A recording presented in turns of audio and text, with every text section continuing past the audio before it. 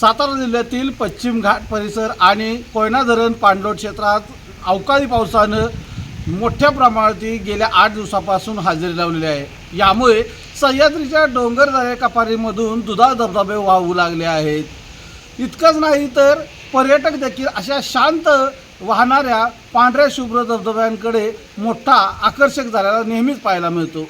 सध्या कोयना नगर परिसरातील ओझरडे धबधबा देखील ओसंडून व्हायला लागलेला आहे। खरं तर दरवर्षी जून महिन्याच्या अखेरीस हा ओझरडे धबधबा असेल किंवा या डोंगर कपारीमधील धबधबे वाहत असतात।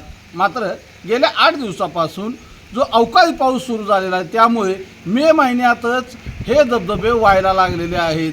अक्षरशः या धबधबे पाहण्यासाठी आता पर्यटक याकडे आकर्षित होत असून कोयना नगर परिसर असेल, पश्चिम महाराष्ट्रातील सातारा जिल्ह्यातील पश्चिम घाट परिसर असेल, याकडे पर्यटक जाताना पाहायला मिळेल।